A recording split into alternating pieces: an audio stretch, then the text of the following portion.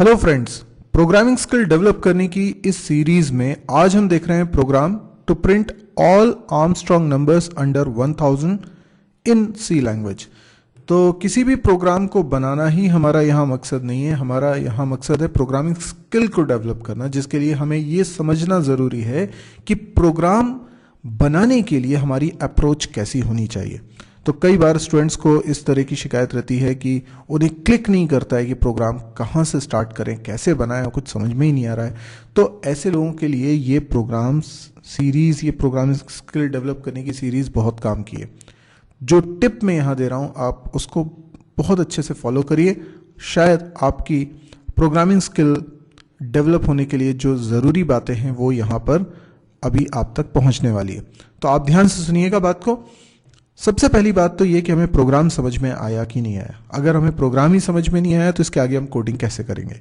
तो पहले हमें प्रोग्राम को समझना होगा कि हमसे कहा क्या जा रहा है। दूसरी स्टेप ये होती है कि जब हमें समझ में आ जाए प्रोग्राम क्या है, क्या बनाना है, तो हम आउटपुट स्क्रीन को इमेजिन करेंगे। बिल्कुल ऐसा है कि एक इंजीनियर जब इमारत की शक्ल अपने दिमाग में बिठा लेता है उसके बाद ही उसको बनाना स्टार्ट करता है, क्योंकि जब तक उसे ये पता ही नहीं होगा कि उसे क्या बनाना है वो शुरुआत कैसे करेगा। तो हम आउटपुट स्क्रीन को इमेजिन करेंगे ये सोचकर कि अगर सॉफ्टवेयर बन जाएगा तो कोई यूजर इस सॉफ्टवेयर को यूज करेगा तो उसे क्या दिखेगा। इस तरीके से हमें यह समझ में आ जाएगा कि हमें प्रोग्राम में क्या लिखना होगा। तो हम इसी को स्टार्ट करते हैं। सबसे पहले हम समझते हैं कि क्या हमें प्रोग्राम समझ में आया है। प्रोग्राम में बोला है कि पहले 1000 नंबर यानी 1 से लेके 1000 नंबर्स, इनमें जितने आर्मस्ट्रॉन्ग नंबर्स हैं उनको प्रिंट करो। तो क्या आप मुझे बता सकते हैं यूजर से कुछ इनपुट लेना है क्या? नहीं, यूजर से कुछ भी इनपुट नहीं लेना है। हमें सिर्फ पहले 1000 नंबर को चेक करना है कि क्या वो आर्मस्ट्रॉन्ग नंबर है, अगर हैं तो उन्हें प्रिंट करना है। अब ये आर्मस्ट्रॉन्ग नंबर क्या होता है? आर्मस्ट्रॉन्ग नंबर का मतलब होता है जैसे कोई नंबर है 125, अगर इस नंबर के क्यूब, देखो इस नंबर के डिजिट्स के क्यूब, 1 का क्यूब, 2 का क्यूब, और 5 का क्यूब, ये क्या हो गया? इस नंबर के डिजिट्स के क्यूब का सम यदि बाय चांस 125 वापस आ जाता है तो 125 आर्मस्ट्रॉन्ग नंबर होगा। फिलहाल ये नहीं है क्योंकि 1 का क्यूब कितना है? 1, 2 का क्यूब कितना हो गया? 8, और 5 का क्यूब कितना हो गया? 125। ठीक है, तो ये 125 से ज्यादा हो रहा है तो इसके बराबर नहीं है, तो ये आर्मस्ट्रॉन्ग नंबर नहीं है। तो आर्मस्ट्रॉन्ग नंबर के लिए जरूरी क्या है कि उस नंबर के डिजिट्स के क्यूब का सम वापस वही नंबर आ जाए। ठीक है, तो इसके लिए अपन लॉजिक बनाएंगे, पर फिलहाल हम आउटपुट स्क्रीन को इमेजिन करते हैं। लेट्स से आउटपुट स्क्रीन ऐसी है। यहां पर पहले लिखा हुआ कुछ आएगा, एंटर नंबर, ऐसा कुछ लिखा हुआ आएगा। सोचिए जरा, क्या आपको कुछ एंटर कराना है? नहीं कराना। जब आपको एंटर ही नहीं कराना है तो ऐसा मैसेज भी प्रिंट नहीं कराना है। अक्सर स्टूडेंट बिना सोचे समझे यहां लिख देते हैं एंटर नंबर। तो आप सोचिए इस प्रोग्राम में करना क्या है? पहले 1000 नंबर को चेक करना है, आर्मस्ट्रॉन्ग नंबर है तो प्रिंट कराना है। तो हम सीधे सीधे एक मैसेज प्रिंट कराएं। हम लिखें लेट्स से आर्मस्ट्रॉन्ग नंबर्स। ठीक है, नंबर्स आर, ठीक है, और यहां पे नंबर्स प्रिंट करा दें। जैसे 1 तो एक आर्मस्ट्रॉन्ग नंबर होगा क्योंकि 1 का क्यूब भी 1 होता है, और जितने आर्मस्ट्रॉन्ग नंबर्स होंगे एक एक करके हम प्रिंट कराते जाएंगे। ये हमारा आउटपुट होगा। तो हमने आउटपुट भी इमेजिन कर लिया। अब सवाल ये उठता है कि लॉजिक कैसे बनाए, है ना? जितना हमें समझ में आया उतना तो हमने कर लिया। इस हिसाब से अगर हम प्रोग्रामिंग करना स्टार्ट करें तो हमें इतना समझ में आया कि अब मेन लिखेंगे, मेन के अंदर कुछ वेरिएबल्स बनेंगे। अभी हमने नहीं सोचा कितने वेरिएबल्स बनेंगे, पर हमें प्रिंट कराना होगा आर्मस्ट्रॉन्ग नंबर्स आर, ठीक है, और बैकस्लैश n, तो लाइन चेंज हो जाएगी।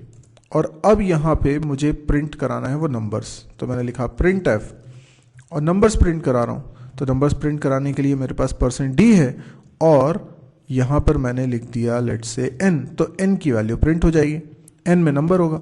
पर एक नंबर थोड़ा ना, बहुत सारे नंबर हैं। कितने नंबर्स हैं? पहले 1000 नंबर में मुझे एक एक नंबर को चेक करना है।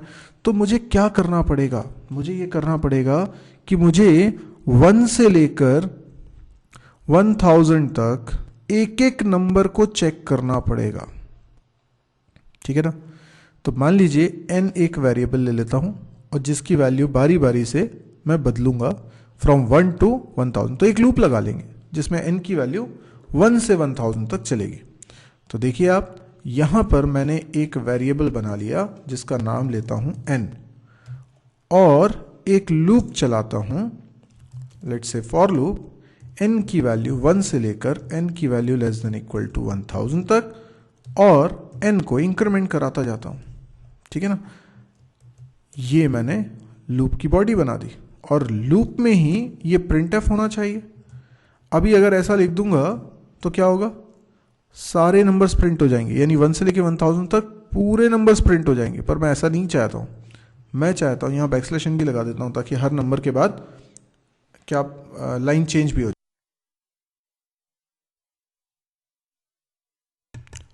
तो अब यहां पर n की वैल्यू मुझे चेक करनी है कि वो आर्मस्ट्रॉन्ग है या नहीं, तो उसके डिजिट्स को अलग करना पड़ेगा, उनके क्यूब निकालना पड़ेगा।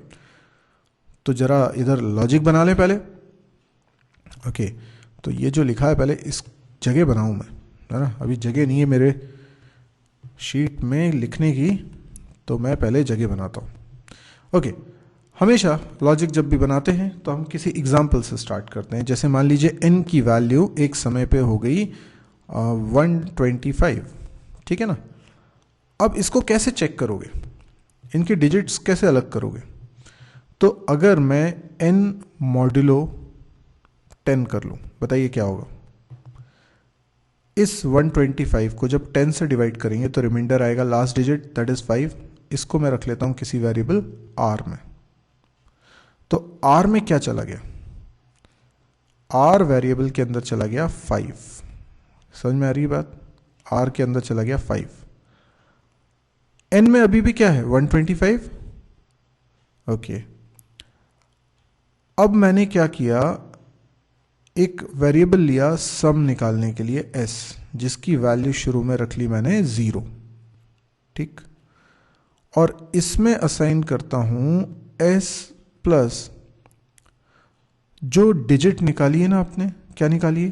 5, है ना, r में है, तो r का क्यूब करना है, तो r into r into r. तो देखिए r का क्यूब हो गया, r का क्यूब मतलब 5 का क्यूब हो गया, यहाँ 5 का क्यूब हो गया मतलब 125 आ गया। 125 किस में ऐड हो गया? 0 में। तो s की नई वैल्यू कितनी हो जाएगी? 125। अब क्या? अब फिर n में से मुझे 2 निकालना है, तो इसके लिए मैं n की वैल्यू को चेंज करना चाहता हूं। पर n की वैल्यू मैं इसलिए चेंज नहीं करना चाहता क्योंकि n की वैल्यू से लूप चल रहा है। n की वैल्यू एक एक बढ़ा बढ़ा के लूप चल रहा है, तभी तो 1000 बार चलेगा लूप। तो मैं n में डिस्टर्बेंस ना हो इसलिए n की वैल्यू पहले किस में रख लेता हूं? एक वेरिएबल x में। तो x में मैंने रख ली n की वैल्यू, और जो भी चेंजेस कराने मैं x में कराऊंगा। तो मेरे पास x नाम का वेरिएबल है, तो मैं n में नहीं कराऊंगा, ये n की जगह में क्या लिख लूंगा? x। तो इससे क्या होगा? मेरा n अनटच रहेगा, n में 125 सेफ रहेगा, और x में जो चेंजेस मुझे करने हैं वो मैं करता जाऊंगा। तो x में अभी फिलहाल 125 रखा था, अब मैं x में डिवाइड करता हूं 10 का। बताइए x में अगर 10 का डिवाइड कर दूंगा तो क्या होगा? 125 डिवाइडेड बाई 10 तो 12 आएगा, 12.5 नहीं आएगा क्योंकि दोनों इंटीजर हैं, तो 12 आएगा। तो 5 हट गया इसमें से, तो ये वैल्यू मैंने x में ही रख दी। तो क्या हुआ कि 125 में से 5 हट गया और 12 बचा। अब ये जो 3 स्टेप मैंने लिखी है ना, इनको करते हैं रिपीट। कैसे? वाइल लूप लगा दूंगा, एक वाइल लूप लगाया और इसके कारण ये स्टेप्स हो गई रिपीट, ठीक है।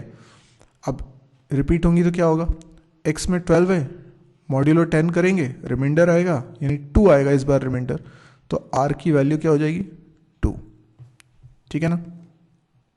अच्छा, उसके बाद ये जो r की वैल्यू 2 आ गई है, अब मैं इसका क्यूब कर रहा हूं। देखिए यहां पे इस स्टेप में क्या हो रहा है? S assign s plus r cube.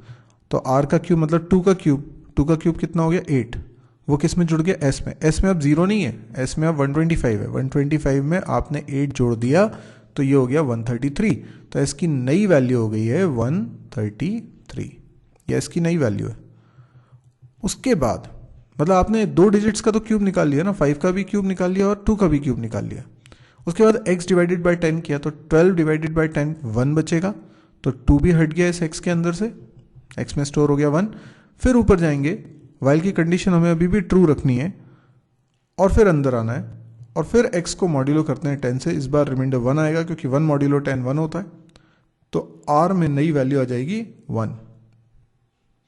अब s में क्या असाइन कर दें, s plus r cube, r मतलब 1, 1 का क्यूब 1, तो 133 में 1 ऐड करेंगे तो 134 हो जाएगा।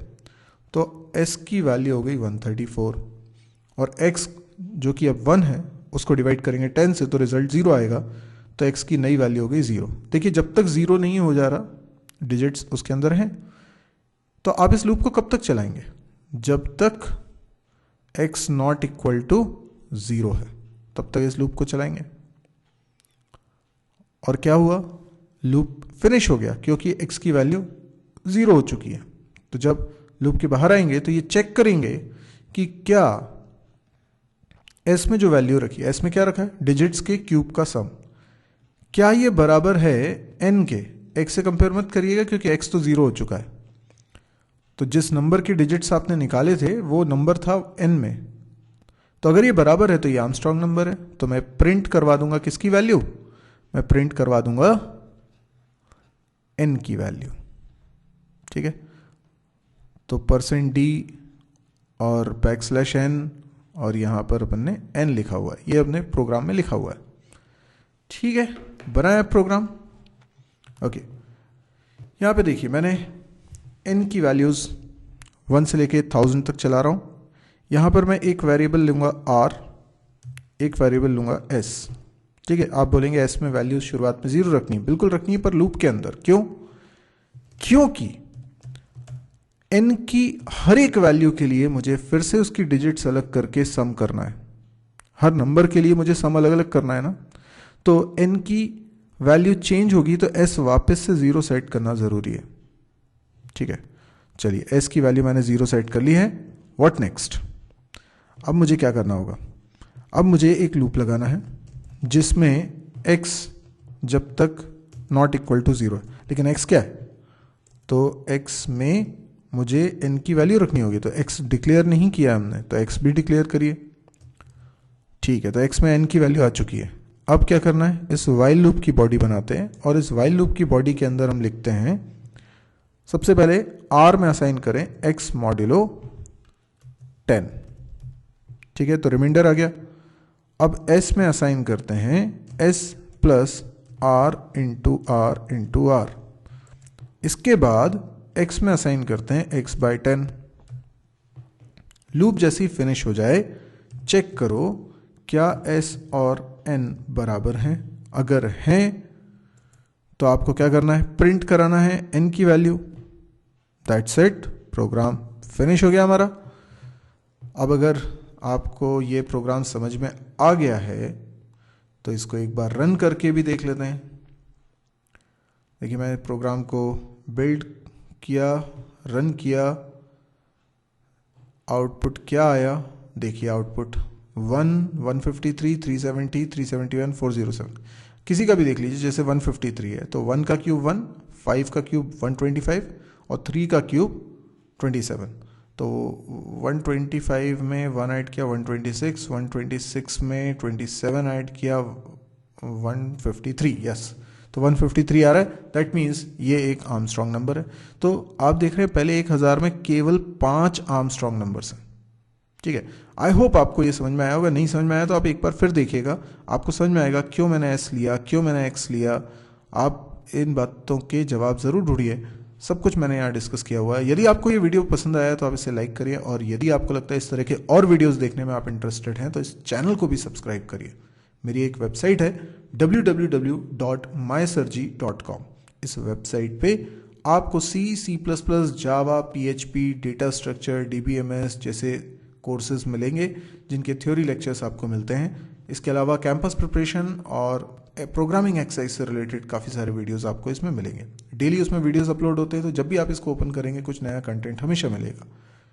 आप इस वेबसाइट को ना केवल बुकमार्क करिए बल्कि इसको अपने दोस्तों के साथ शेयर भी करिए। शेयर करना बहुत सिंपल है, आप अपने फेसबुक वॉल पे इसको शेयर कर सकते हैं। आप इन वीडियोस को भी शेयर कर सकते हैं। देखिए, शेयर करने के पीछे मकसद ये है कि हम चाहते हैं शिक्षा का समान अधिकार सभी स्टूडेंट्स को मिले, चाहे उसके पास फाइनेंशियल कंडीशन उसकी अच्छी हो या ना हो, चाहे वो ऐसी जगह पर रहता हो जहाँ कोचिंग्स अवेलेबल नहीं है, या जो भी रीज़न हो, अगर वो पढ़ाई करना चाहता है और उसका मन तो है लेकिन उसको सुविधाएं नहीं मिल रही हैं, तो ये वीडियोस उसके काम आ सकते हैं। तो आपको सिर्फ इतना करना है कि अपने फेसबुक वॉल पे शेयर करना है। हिंदी में वीडियोस हैं, फ्री ऑफ कॉस्ट हैं, तो ये कई लोगों के काम आएंगे। तो please share it. Thank you.